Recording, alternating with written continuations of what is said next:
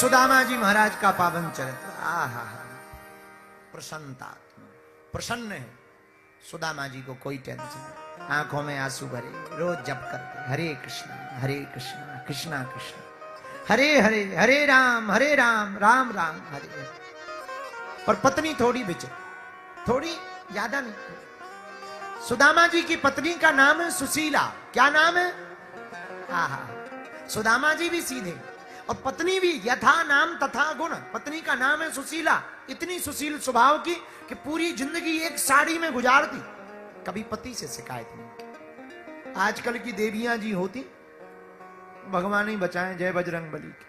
हाँ, हम आप लोगों की बात नहीं कर रहे, औरों की बता रहे। एक साड़ी होती, 900 जगह गाती, भाड़ में गाओ। हाँ, धन्य है सुशीला जी, एक साड़ी में जीवन गुजार दिया। खाने को कुछ नहीं, रहने के नाम पर छप्पर है, झोपड़ी है। बर्तन के नाम पर टूटे फूटे बर्तन। 4 संतानें, 4 बेटे।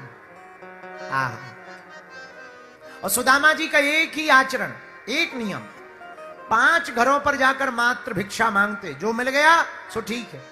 कई बार कई घरों से नहीं मिलता, छठ में घर नहीं जाते, कुछ भी नहीं मिलता, वापस आ जाते। बच्चों को पर्याप्त भोजन नहीं मिला, कमजोर हो गए, सूख गए, पर कुछ नहीं कहते। कई बार 1-1, 2-2 दिन भोजन नहीं बनता। आहा, एक दिन भोजन नहीं बना, बच्चे रोने लगे, मां आज भूख लगी है, भोजन।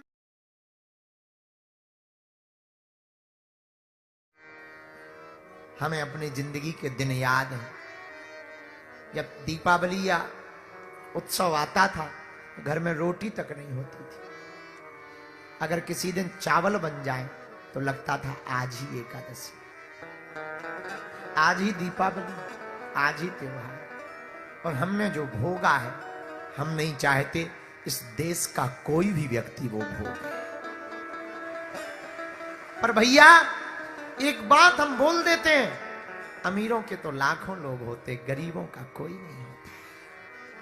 गरीब का तो सिर्फ परमात्मा होता है, गरीब का तो सिर्फ गोविंद होता है, गरीब का तो सिर्फ कृष्ण होता है, भगवान के अलावा कोई नहीं होता। सुदामा जी की हालत खराब है। पर जितने भी लोग यहां बैठे, हम एक प्रार्थना करें। आप लोग अमीरों के पास जाते हो, याचना करते हो, अमीरों का साथ देते हो, खूब दो। पर भैया अगर तुम सच में इंसान हो तो उनका साथ देना जिनका कोई साथ नहीं देता है।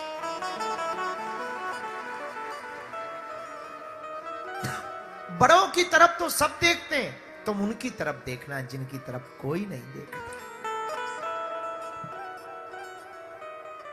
जिन्हें लोग दुत्कारते हैं, बेचारे पीछे बैठे रहते हैं। हमने अपनी कथा इसी कथा में देखा, जब हम गाड़ी से आते हैं देखते हैं रास्ता में हाथ जोड़े रहते, चप्पल दूर उतार लें, दूर चप्पल उतार कर ऐसे खड़े हो जाएंगे, और कोई पुलिस वाला या हमारा सिक्योरिटी वाला करे ए दूर हो जाओ, वो पहले ही हाओ भैया। और अमीर न कटा जूता पहनकर आते, मंचों तक पहनकर आ जाते। एक और खासियत होती है, तुम कभी देखना, बुरा ना मानना, हम बहुत मुंह फट आदमी।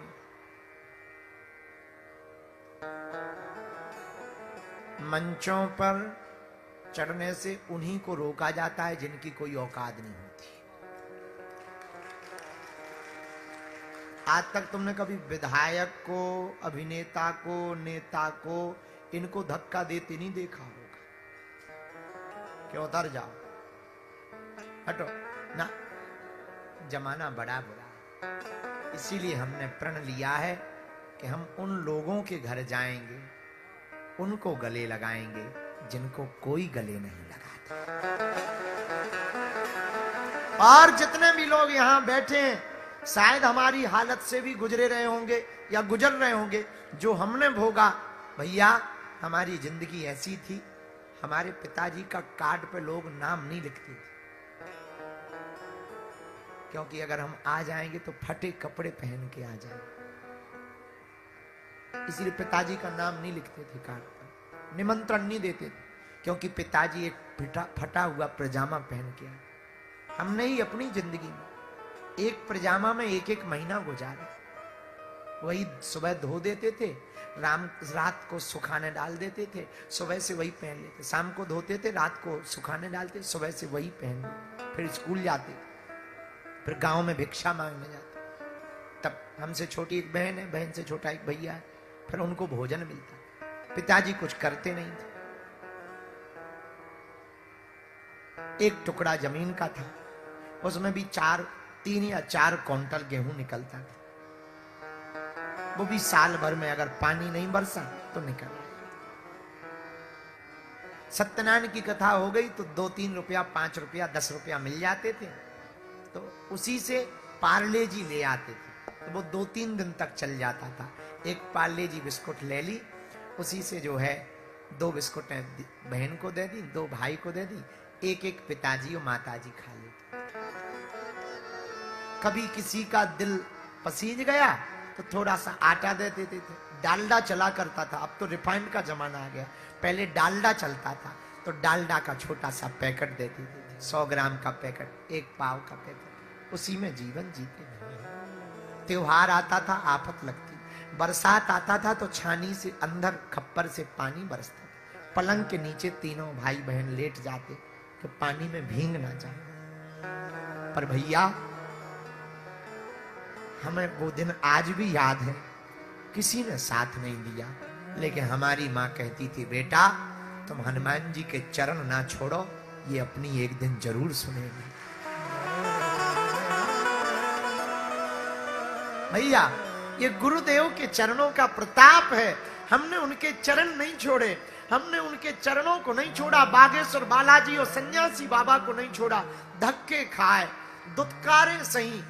भैया अपनी वृंदावन की पढ़ाई के लिए लोगों ने हमें 2-2 हजार रुपया दक्षिणा उधार नहीं दिए, किराया, हम जा नहीं पाए, पढ़ नहीं पाए। महाराज 2000 रुपया भी उधार, पढ़ नहीं पाए, वृंदावन नहीं जा पाए। लेकिन भैया हनुमान जी की कृपा ये होती है कि आज वृंदावन में बागेश्वर धाम का निवास बनने लगा। हम ये आपको इसलिए बता रहे कि जब वो हमारी लाज रख सकत, हम पर कृपा कर सकत, तो करेरा शिवपुरी के लोगों तुम घबराना नहीं, उनके चरण पकड़ लो, उनने हमारी बिगड़ी बनाई, वो तुम्हारी भी बिगड़ी बनाई। वो सब पर कृपा करते हैं, तुम पर भी कृपा करेंगे। भगवान के घर देर है, अंधेर नहीं। गफलत से जो डर जाए वो जेर नहीं होता, अपनी ताकत पर जो इतराए वो शेर नहीं होता। दरबार में बालाजी के आकर मायूस ना हो बंदे, यहां देर तो होती है पर अंधेर नहीं होता। भगवान के द्वार पर अंधेर नहीं, पर गरीबी से बड़ा अभिशाप कुछ भी नहीं, कुछ भी नहीं। अभी 2-3 दिन पहले, 3 दिन पहले हम झा साहब के, ये हमारे दीक्षित शिष्य हैं, ये बैठे जो सामने, हम इनके घर गए तो हमारे सेवादारों ने कहा आप थके हो, पद यात्रा से भी थके हो, तबीयत भी, आप थोड़ा आराम करो, अब बाद में आ जाना, बाद में चले जाना। हमने कहा नहीं, आपको पता है ये जो आपको स्क्रीन पर दोनों लोग दिख रहे, ये वो लोग हैं जो करेरा क्षेत्र से पहली बार बगीचा वाले हनुमान जी की खबर लेकर 3 साल पहले दंडौती परिक्रमा करके गए थे, यहां से बागेश्वर धाम तक इन्होंने ही। तो हम इनके घर गए, साधारण सा घर है, छोटा सा घर, एक कमरा है, उसी कमरे में हम बैठे, एक कुर्सी इन्होंने नई बनवाई थी हमारे लिए, तो अभी परसों नरसों हम इनके ही घर गए, चाय पी, हम थके थे तो वहीं सो गए, तो बाकी लोग जगाने लगे, उठो महाराज चलो। तो किसी ने आते हुए कहा, हमारे साथ में एक महात्मा जी थे, उन्होंने हमसे कहा कि आप इतनी मेहनत क्यों करते हो। हमने कहा भैया अगर हम इनके घर ना जाएंगे, जिनके कारण हम करेरा शिवपुरी आए, वो बगीचा वाले हनुमान जी, बगीचा वाली माई का परिचय हुआ, अगर उनके घर नहीं जाएंगे तो उनके दिल पे क्या गुजरेगी। जो कई दिनों से जुड़े, हर कन्या विवाह में जाते हैं, ये सेवा करते हैं, हर कन्या विवाह में 8-8, 9-9, 10-10 दिन ड्यूटी करते हैं, और वहां पर सेवा करते हैं, तो अगर हम ना जा पाए तो इनके दिल पर क्या गुजरी। भैया हम ये बातें इसलिए नहीं बता रहे कि इनके बारे में या अपने बारे में बताना चाह रहे, हम तुम्हें ये बता रहे अमीरों के घर सब जाते हैं, कभी उनके भी घर जाया करो, आया करो जिनके घर कोई ना जाता। तभी हिंदू एकता होगी, तभी हिंदू बचेगा, जब हम सबको लेके चले। हमने तो भोग लिया, हमने तो खूब कष्ट पाया, पर आज जो कथा में बैठे हैं और खड़े हैं, जो भी सुन रहे हैं, भैया हम यही अपने बजरंग बली से प्रार्थना करते तुमको कभी ना भोगना पड़े, तुम्हारे घर पर कभी पीड़ा ना रहे। हमने तो खूब पा लिए कष्ट, हमने अंधेरी रातें देख ली, हमने डिब्बी में जीवन जी लिया, हमने 3-3 दिन भूखे जीवन जी लिया, एक एक कपड़े में हमने 1.5-2 साल जी लिए। आज जरूर लोगों को लगता अरे बागेश्वर बाबा ऐसा संसद में लंदन में जाते हैं, अरे फिजी में प्रधानमंत्री बुलाते हैं, ये करते वो करते, ऑस्ट्रेलिया जा रहे बाबा, यहाँ जा रहे वहां जा रहे, ये कर रहे वो कर रहे। आज जरूर खूब तुम्हें सुनाई देता भैया, पर खूब भोगा है, इस सफलता के पीछे बहुत संघर्ष किया है।